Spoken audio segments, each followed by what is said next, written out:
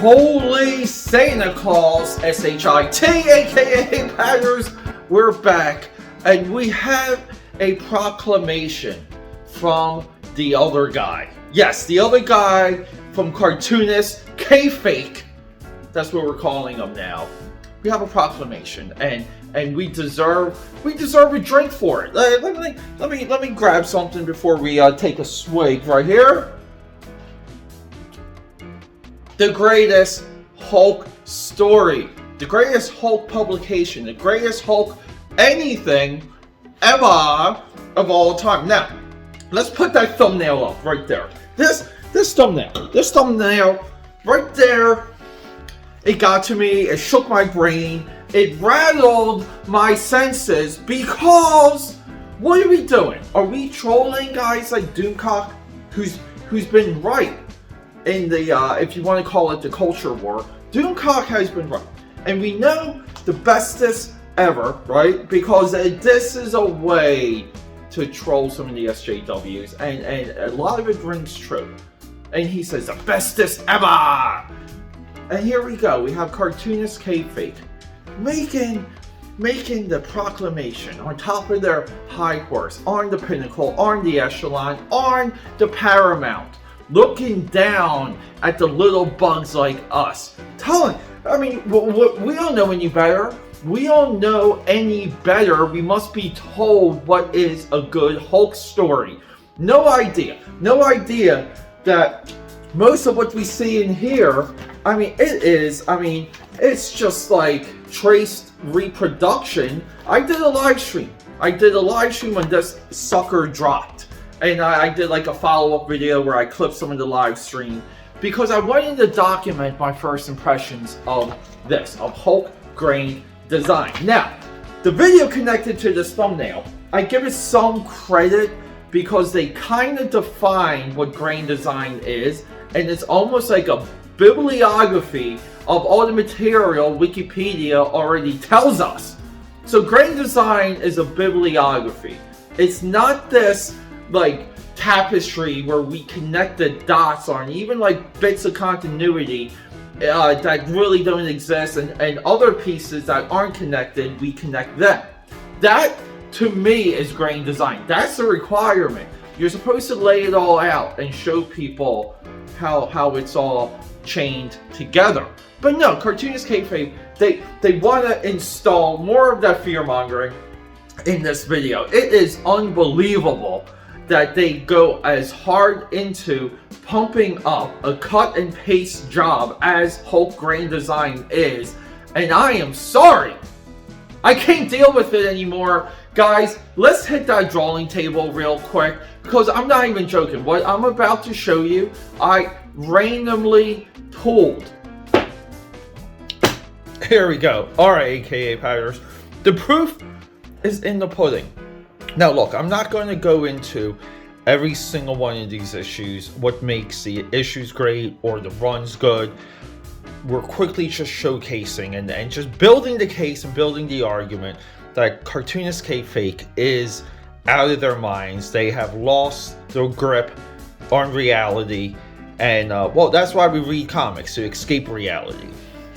Hulk 344. This is one of those issues too that it's insane that this hasn't risen in value just off of the cover alone.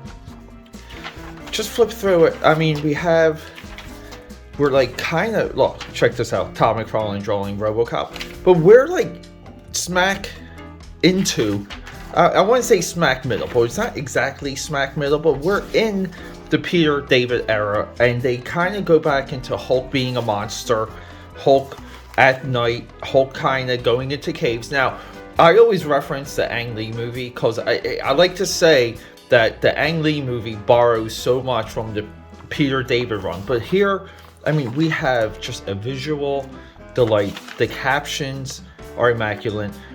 The word balloons, the wording, the dialogue, the history between the characters. You can feel it. You can touch it while you're reading. But don't worry, this is not anywhere near the greatest Hulk. Alright, Hulk 377. Let's just shoot forward about 3 years. Now we have Dale Keown. And we have, again, referencing that Ang Lee Hulk movie, we have the psychology, the deep psychology of the Hulk. This is Peter David's greatest contribution to the character. It is yet to be matched. And then we have Dale Keown coming in, still finding some of his footing with his style, but he is there.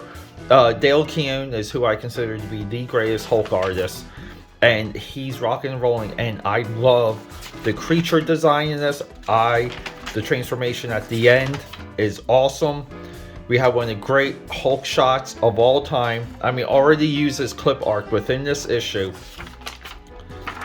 But don't worry, guys. Kayfake tops that. Let's fast forward a little bit more. Hulk 446. You guessed it. Peter David, and then we have one of my personal favorites, Angel Medina. As I said, I like to collect bibliographies. I like to go deep into the history of writers and artists. I don't really go crazy for continuous runs.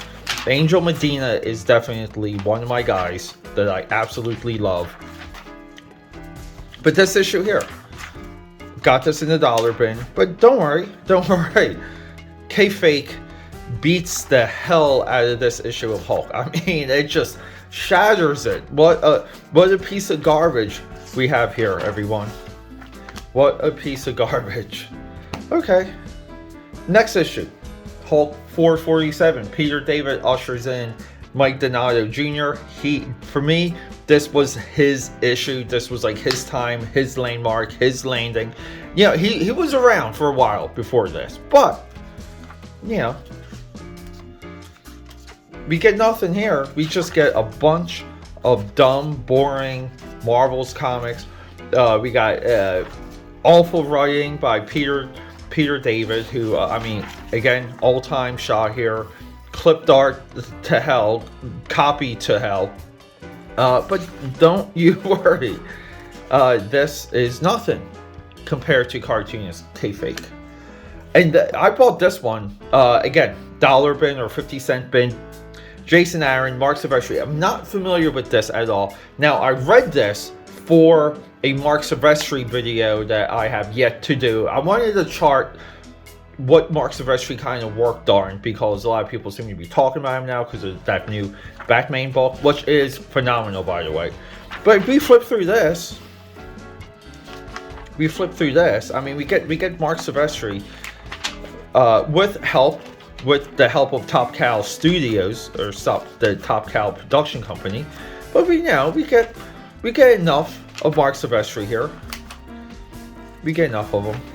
Don't worry, Hulk fighting giant Hulk sharks means nothing. Now, here we go. Now we have some non-Hulk issues underneath here. I'll talk about them. Let me get some of this. Hulk grain design. We already went through this. Just gotta say, not impressed at all. I really don't like the layout. I think this looks cheap, fake. It's not much of a grain design. It's not even much of a bibliography. And it's a scrapbook. It's cut and paste. And it's propped up to be the next level thing. So previously, I did a video. My first Kayfake video was defending Zen Intergalactic Ninja. I'm always buying Zen. I'm trying to get a absolute complete run going into the Marat Michaels Zen. We're close, by the way. Did a video defending this. This is something that they like to trash on their channel. We're doing a whole Techno Comics retrospective, mostly issue 1s, just to highlight what the company was all about. But we're going to be comparing this to Red Room. And then here we go. Dagger Comics. See, this is why this is here. Okay, Hulk grain design is equal to Team Anarchy from Dagger Comics. These two, they're brother and sister. They're not even cousins. You might say to yourself, Pete, you're mad. This is a 90s company. These guys didn't even know what they were doing. They had no idea. You know, the other guy, Jim Rugg, he knows what he's doing. He created the greatest Hulk comic of all time. No, folks, when it comes to effort, execution, now given print quality is different, given some of these colors are bright AF, they're so bright, they're vibrant. Alright, we got some production differences, but this is the same playing field here. You know, Ed Piskor is saying, we can put that up right now. Let's just put that up. Ed Piskor posted on his IG story that Hulk Grain Design, the Collected Treasury Edition, is going to the moon. People, it's not going to the moon. The comic book industry is rotting from the inside. We just lost comic exology.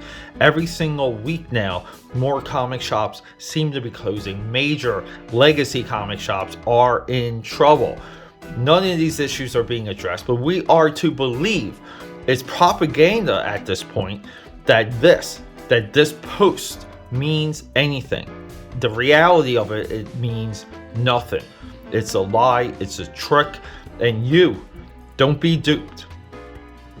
Cheers, AKAPADers. I love you. Whoa, okay, so as we saw, some of these books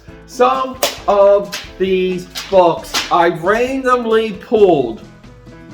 They're not better than this masterpiece. People, we're being duped. And Cartoonist Kayfake is so desperate to be a part of the historical conversation of comics, they ignore the biggest movement comic books has had since Image Comics. Where's the credibility? Why aren't we outraged? I'm outraged. That's why we're dropping this video on Eagles game day, people. Well, and you know, I do like the simile metaphor because it is Eagles game day. Now look, we all know I was deeply rooting for the Bucks. The Bucks dropped it to the Cowboys. That was a tough game. But you know, we still have the local team to go. Alright?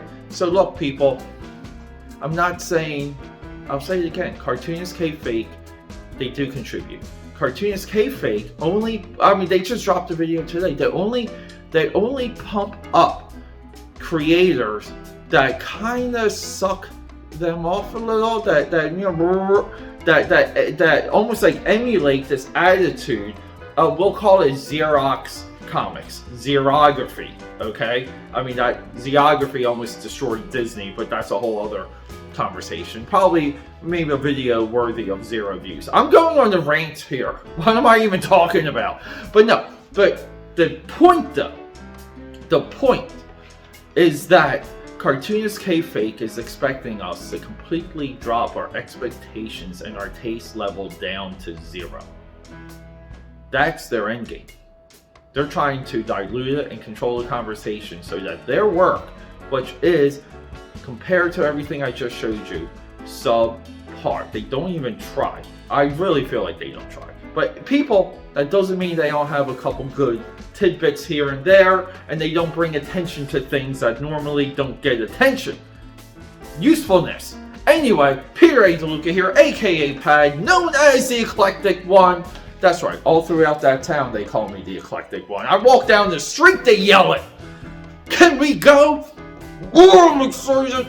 Okay, everyone, I love you. Goodbye. Happy Eagles game day. And we're going to roll right into Sunday. Don't worry, we're dropping another Kayfake video tomorrow.